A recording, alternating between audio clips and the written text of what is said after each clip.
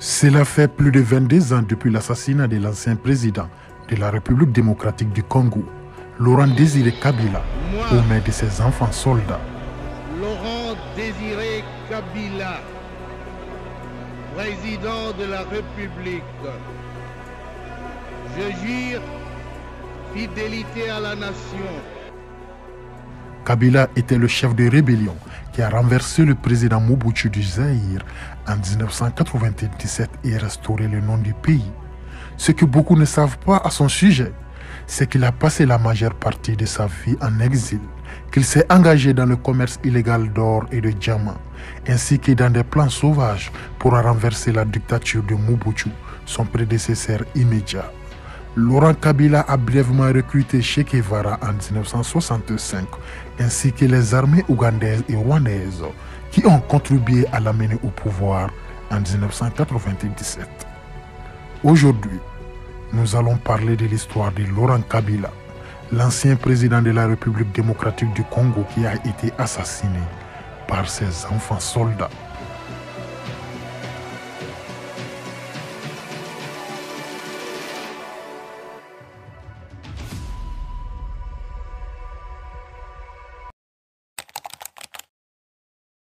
Laurent Désiré Kabila est né dans la province de Katanga, une partie de ce qui était alors le Congo belge. C'était en 1939. Il termina ses études au lycée d'Elisabethville, aujourd'hui Lubumbashi, en RDC, puis étudia la philosophie politique dans une université française. On dit également que Kabila a fréquenté l'université de Dar es Salaam en Tanzanie.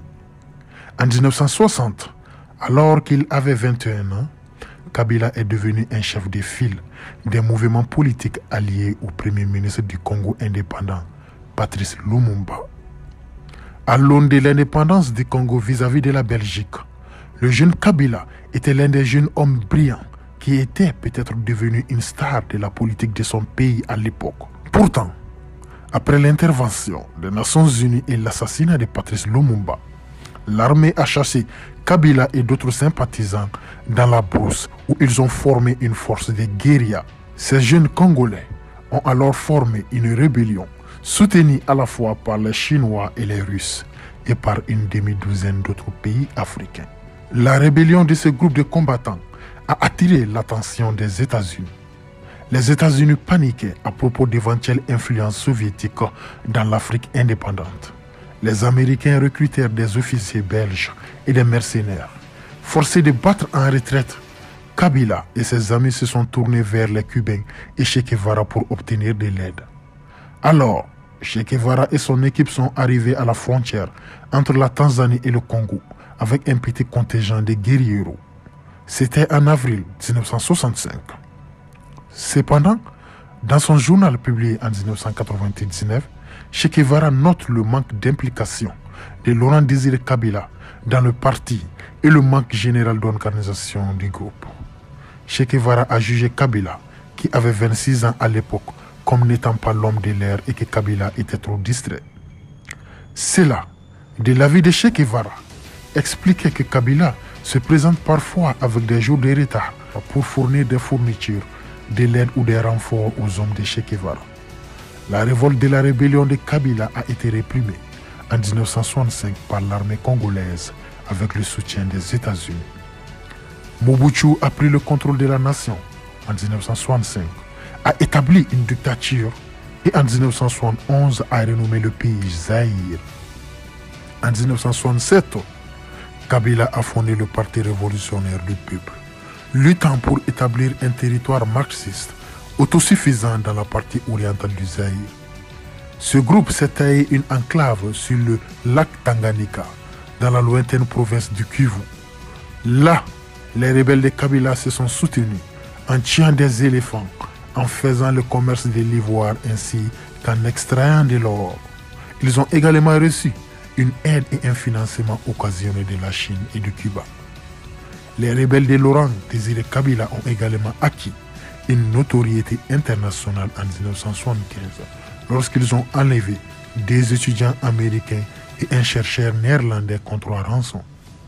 Mobutu, qui contrôlait désormais fermement le pays, a ordonné à ses troupes d'entrer dans la région et ils ont réussi à réprimer les forces de Kabila qui n'avaient d'autre choix que de se réinstaller en Tanzanie où elles se sont regroupées. Dans les années 1970, Kabila a déménagé sa famille en Tanzanie après des années à diriger le mouvement rebelle infructueux au Congo. À cette époque, Laurent Désiré Kabila était un homme recherché qui vivait discrètement en exil en Ouganda et en Tanzanie. Pendant leur séjour en Tanzanie, les membres de la famille de Kabila ont utilisé des noms d'emprunt et ont dirigé plusieurs petites entreprises, bars, restaurants et des marchés. La famille a été protégée par le gouvernement tanzanien et a déménagé de maison en maison dans les quartiers aisés de la ville pour échapper à la détection par les agents de renseignement de Mobutu. En 1979, lorsque les exilés ougandais, soutenus par la Tanzanie, décidèrent de renverser Idi Amin Dada, Kabila fut incorporé par les troupes tanzaniennes parmi plusieurs groupes armés pour acquérir une expérience de première main de la guerre moderne. Kabila est devenu proche du groupe de Yoweri Museveni jusqu'à ce qu'il se rende dans la brousse en 1980.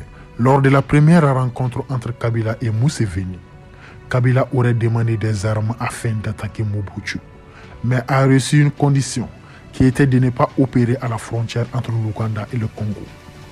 Malheureusement pour Kabila, l'accord sur les armes a échoué, mais Museveni a donné à Kabila une modeste contribution financière et l'a mis en contact avec la Libye pour voir s'il pouvait aider de quelque manière que ce soit sans impliquer l'Ouganda. Pendant ce temps, en Tanzanie, Kabila aurait une brouille avec le président tanzanien de l'époque, Julius Nyerere, en raison de leur désaccord sur le mode de vie de Kabila. Nyerere a critiqué Kabila pour avoir été trop autocratique dans son mouvement de guérilla et trop impliqué dans des activités commerciales illicites. Ce qui par la suite conduit Kabila à être coupé des contacts avec les services de sécurité tanzaniens. À l'époque, en 1985, alors que Kabila vivait à Dar es Salaam, il avait été impliqué dans la contrebande d'or et de diamants, ainsi que de bois sur le lac Tanganyika. Après tout cela, Kabila a disparu de la vue publique. Pendant 15 années suivantes, il n'a réapparu qu'en 1994. Kabila n'a fait surface qu'en 1994, lorsque le Front patriotique rwandais, le FPR, a pris le pouvoir au Rwanda. Le président ougandais Yoweri Museveni a présenté Kabila au vice-président rwandais de l'époque, Paul Kagame, qui a eu un conflit aigu avec le président Mobutu à propos de réfugiés rwandais à la frontière rwando-congolaise, qui étaient retenus en otage par des milices inter-Rwanda au Congo et des miliciens Hutu qui avaient mené le génocide au Rwanda, ainsi que des éléments de l'ancienne armée rwandaise et l'ancien gouvernement rwandais. La présence des inter-Rwanda au Congo, ainsi que le soutien continu de Mobutu à ses anciens alliés Hutu, ont semé les germes d'une grande partie des bouleversements à venir et de la propre chute du dirigeant zaïrois.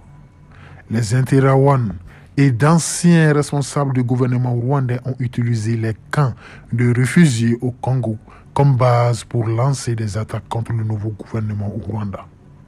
En 1996, le Rwanda a décidé qu'il ne pouvait plus tolérer les camps de réfugiés. Les Tutsis du Sud, Kivu, appelés Banyamulenge, ont organisé un soulèvement à l'été 1996 contre le gouvernement de Mobutu.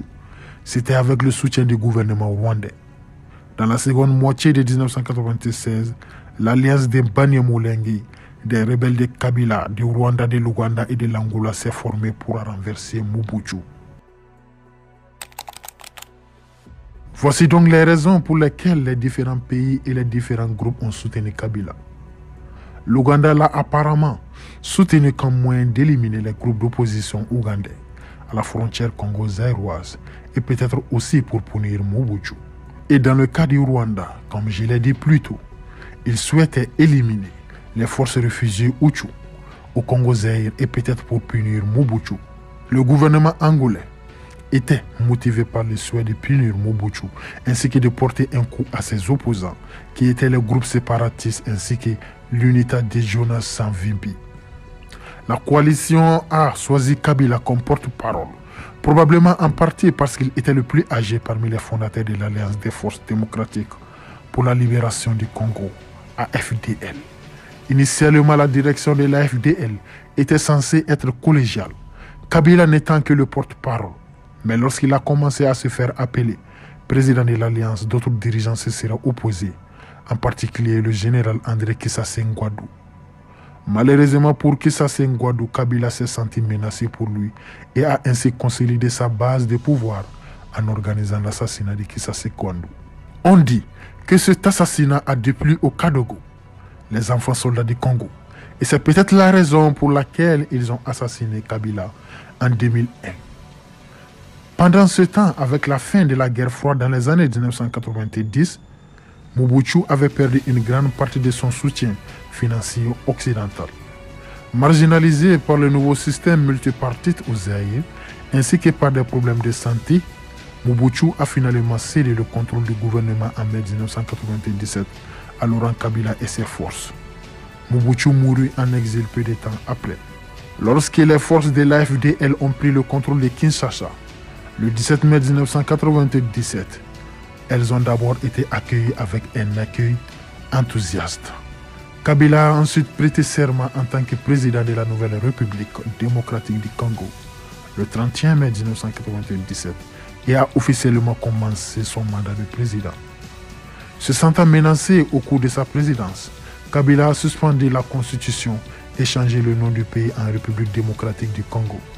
Certains le voyaient comme une nouvelle race de leadership, tandis que d'autres le voyaient comme une continuation de l'autoritarisme et la corruption qu'il était censé remplacer. Kabila n'a pas permis aux gens de former les partis politiques qu'il voulait former, et les élections qu'il avait promises pour avril 1999 sont devenues un rêve lointain. Kabila a conservé le pouvoir de jeter en prison ceux qui osaient exiger qu'il tienne ses promesses. Il a utilisé ce pouvoir très souvent. Il a également placé son principal adversaire, Étienne Tshisekedi, en résidence surveillée. Cependant, en 1998, Kabila a autorisé une assemblée législative. Pendant cette période de libéralisation politique, ses opposants ont continué d'être arrêtés. Il n'est donc pas surprenant qu'en août 1998, certains des groupes de l'Est du Congo qui ont aidé à placer Kabila au pouvoir ont commencé à s'opposer à lui et ont commencé une rébellion contre son gouvernement, l'accusant de nombreuses violations des droits de l'homme, y compris à grande échelle. De plus, ses anciens alliés nationaux, l'Ouganda et le Rwanda, ont commencé à soutenir ces rebelles. Cependant, Kabila a trouvé de nouveaux alliés en Angola, au Zimbabwe et en Namibie, qui ont tous envoyé des troupes au Congo afin de soutenir la répression de Kabila. Tout cela a été la genèse de la Seconde Guerre du Congo, qui a dévasté le pays et dont les effets se font encore sentir dans toute la RDC. Pour Laurent Désiré Kabila, ses capacités de survie lui ont bien servi en exil, mais l'ont abandonné une fois qu'il a aménagé au palais présidentiel. Ce sont plutôt les Kadogo de Kabila qui ont appuyé sur la gâchette qui a conduit à la mort de leur patron. On dit que les Kadogo croyaient que Kabila les avait trahis. Kabila croyait que les Kadogo, qui l'avaient servi loyalement depuis sa rébellion en 1997 contre Mobutu, étaient totalement loyaux. Il avait une croyance aveugle en ses enfants soldats. Cependant, il a surestimé leur loyauté. Certains des Kadogo qui avaient défilé pour soutenir Kabila en 1997 ne lui avaient jamais pardonné d'avoir tué leur ancien chef, Kissassé Ngwadou. Ainsi, le complot visant à tuer Kabila a commencé début janvier 2001, lorsqu'un groupe dissident de Kadogo s'est rendu à Brazzaville, en République du Congo, et rédigé un document énonçant l'opération Bongo Zero. Bongo est un mot swahili pour buffle, une référence à la stature physique de Kabila. On dit que le plan était que les conspirateurs s'infiltrent dans des positions stratégiques à Kinshasa, la capitale de la RDC, y compris le palais présidentiel, la station de radio et de télévision nationale et le siège de la compagnie d'électricité du pays.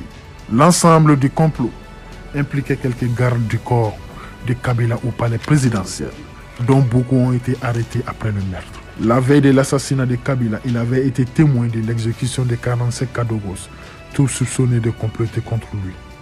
Voici donc une version des événements qui se sont déroulés en cette nuit fatidique du 16 janvier 2001. On raconte que le jeune assassin de Kabila est entré dans le bureau du président, alors que Kabila discutait avec un conseiller à propos d'un sommet imminent avec la France, qu'il espérait être son salut politique.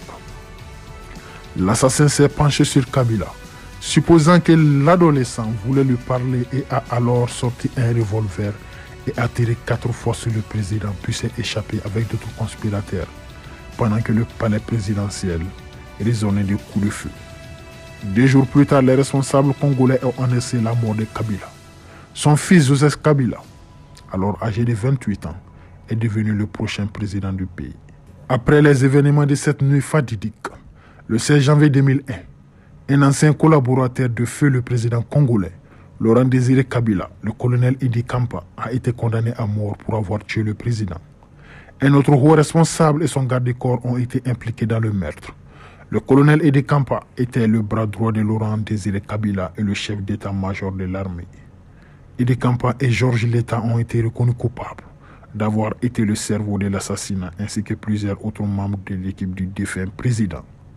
20 ans plus tard, en janvier 2021, les hommes reconnus coupables de l'assassinat de Laurent Kabila ont été graciés par l'actuel président de la RDC, Félix Tshisekedi. Cependant, la question de savoir qui était exactement derrière le meurtre de Kabila reste dans les annales de l'enquête.